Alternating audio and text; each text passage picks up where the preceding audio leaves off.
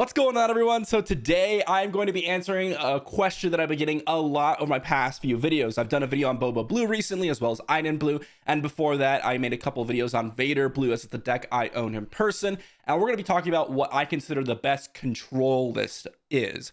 I would consider all of these controlling lists. Two of them are what I consider hard control, and this one up here, Boba, is more of a soft control. Maybe you could even consider it a mid-range list depending on how you view Star Wars Unlimited. But we're not here to necessarily debate that. We're just here to talk about what's strong about each one of these decks, which ones do better in different scenarios, and which one I consider the best in terms of what the overall meta shapes up. If Boba Green, Boba Yellow, Sabine Green are S tier, which one's going to be in that S tier group? And which ones are going to be the A- type decks.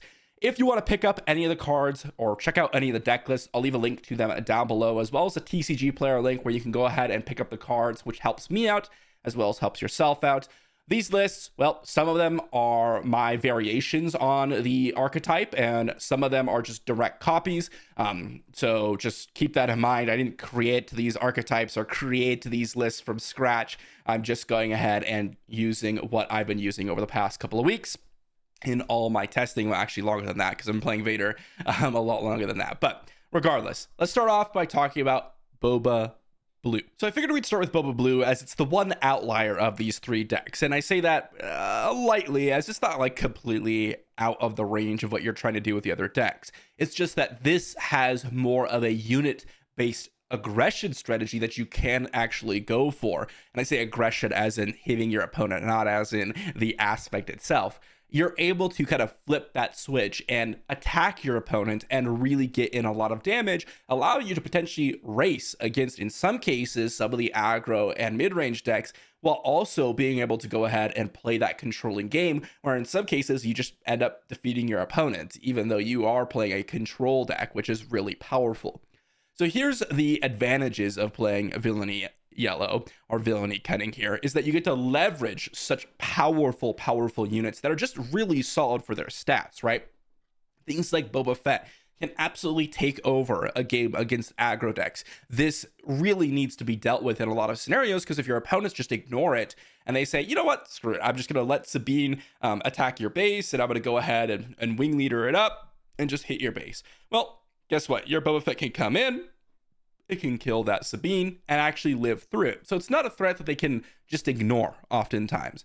And things like Fett's Fire Spray coming in ready, one of the best space units in the game, arguably top 3, alongside things like Avenger and Millennium Falcon. Fett's Fire Spray comes in, just immediately attacks for 5, and that is just a really massive amount of damage coming in, as this is usually uninteractable. Your opponents usually don't have something in the space arena to deal with this at the time. And then, of course, as I mentioned, you still have some late game in things like triple copy of Avenger in the main deck here. This is really, really nice, as, well, we are able to play a nice curved out game if we have the ability to, or if we draw that way, or we're in a matchup that allows for that. But we also have things like, well, your typical removal suite: 3 copies of Takedown, 3 copies of Vigilance, 3 copies of Power of the Dark Side, even a copy of Cunning, and, well, depending on what you're fighting, Cunning can be even better in certain matchups, such as, well, it's really good against the aggro decks, even though it costs 6, right? This can be really powerful just to outrace your opponent, just because of how much value the double aspect cards give you. But there's a big downside to this.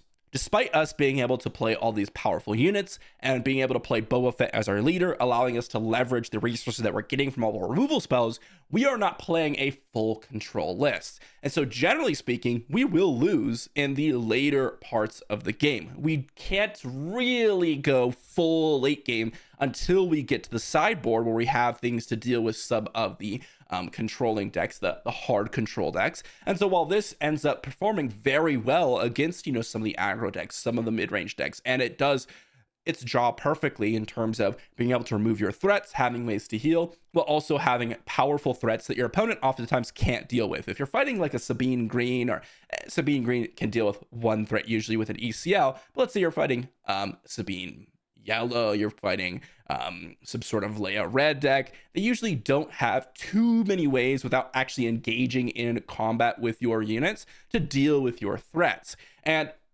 because of that, you can just leverage the more powerful units that you in general have because you're playing Boba villainy. And that is really powerful. However, we don't have Emperor Palpatines. We don't have additional removal spells to get rid of things like, well, potentially an Avenger coming down. We don't have the full 3 of Super Laser Blast. We're not playing Search Your Feelings.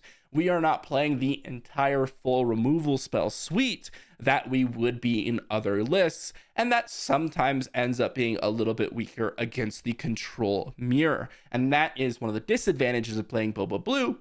And, well, even if you do get that aggressive start, in some cases, it's just better to play the full control route in order to prevent your opponent from ever getting off the ground, as you can do that with the other 2 lists, particularly with Vader Blue.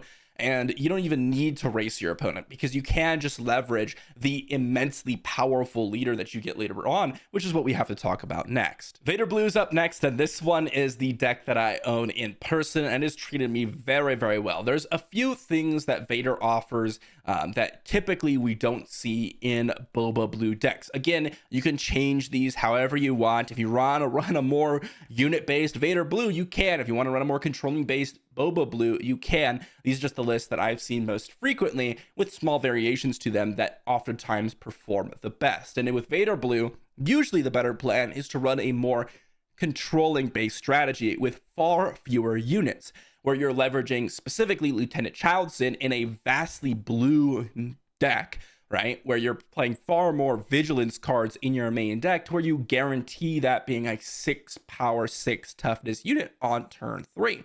Not only that, but we also get to leverage things like Emperor Palpatine as part of our top end cards to act as essentially Super Laser Blast 4, 5, and 6 in a lot of cases, or just another removal spell.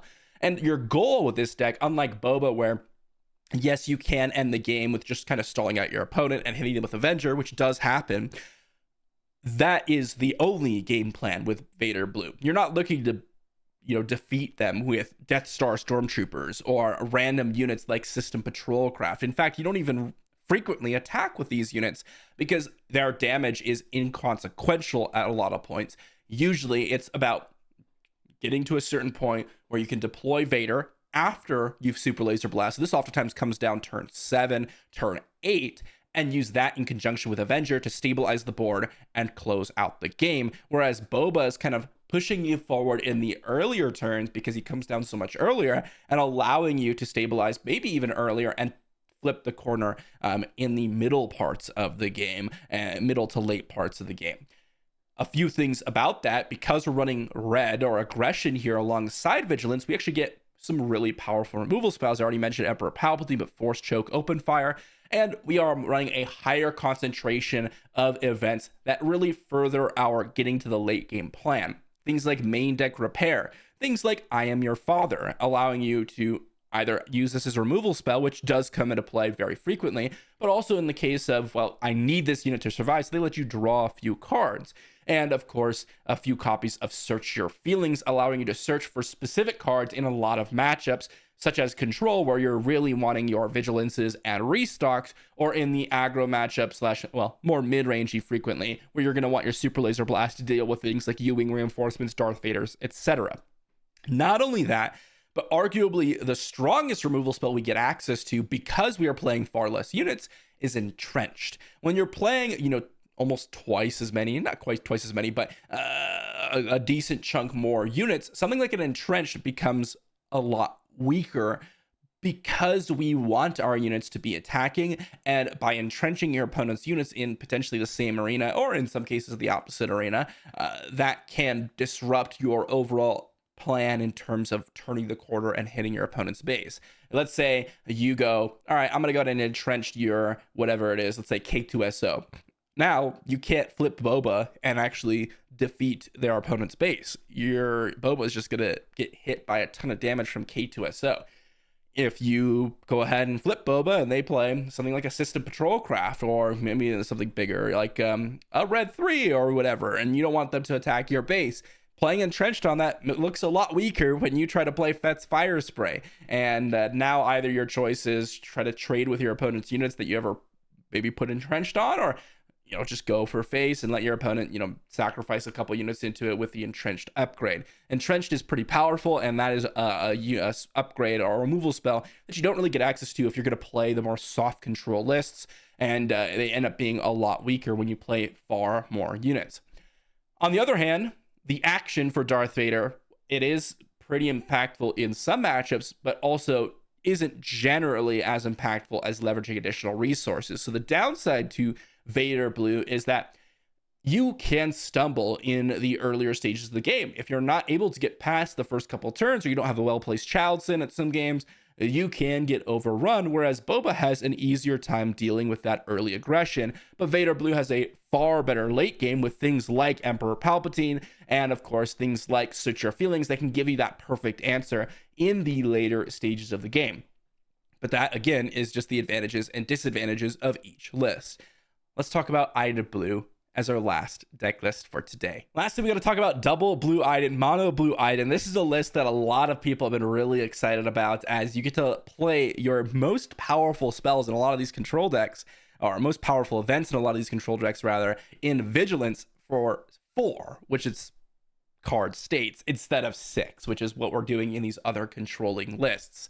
Not on top of that, we also are running a very similar unit suite as in Vader Blue in terms of your Childsons, your Inferno 4s, your System Patrol Craft, your Avengers, except because we're playing double blue, we can't leverage things like Emperor Palpatine or Death Star Stormtrooper because they're just way too inefficient. And so instead we get Death Troopers, we get Viper Probe Droids, we get Cargo Juggernauts.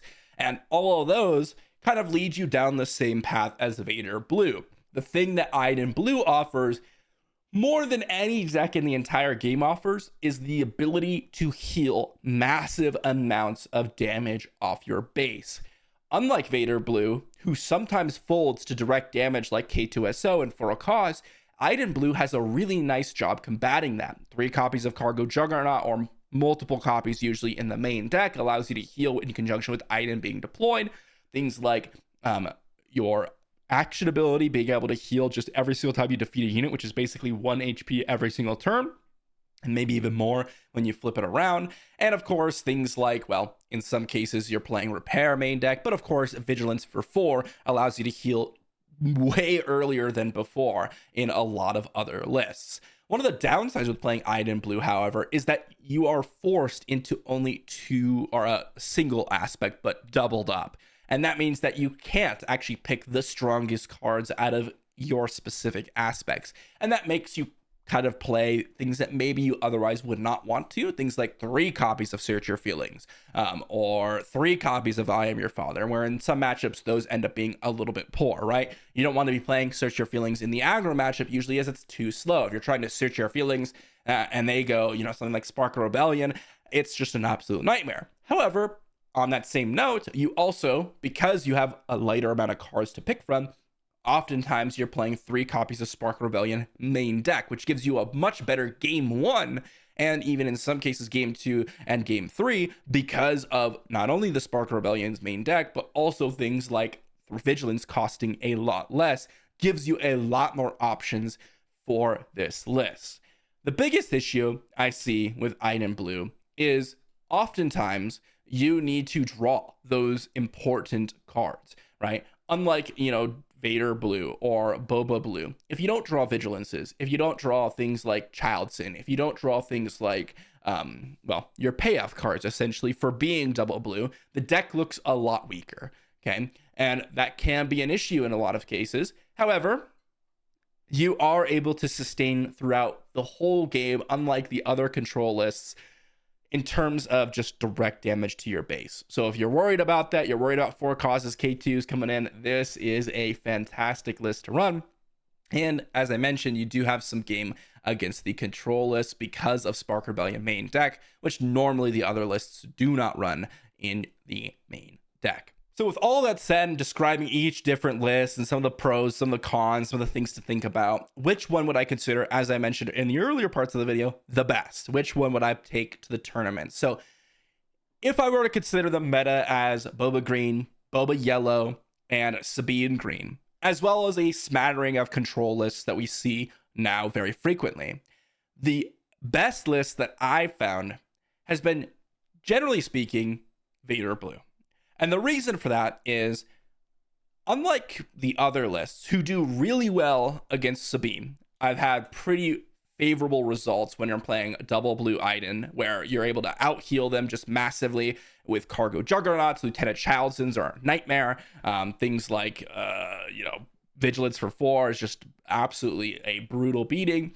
Boba Blue, who just gets to leverage his amazing leader coming down earlier before any other leader here that we're talking about, as well as his good units. Vader Blue really lets you go ahead and just turn the corner and stabilize in the mid-rangey control matchups way better than any other list here.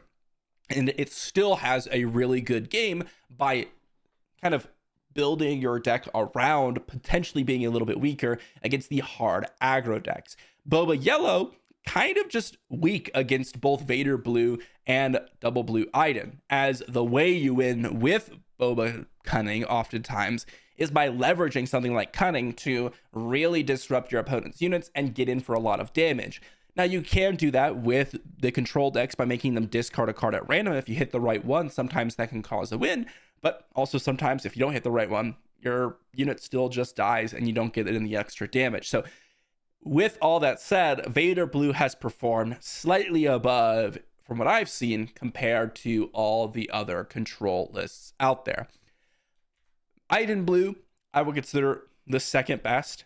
I think this list, similar to Darth Vader Blue, you're going to have a better game against the longer staged opponents, your hard control lists and your mid-rangey lists. Why? Well, because you have ability to kind of get to certain powerhouse cards, things like Super Laser Blast, and more in particular, Spark Rebellion, which gives you a nice game against the other control lists, allowing to take things like their restock out of their hand or their vigilances out of their hand, which allows you to go that longer stage of the game.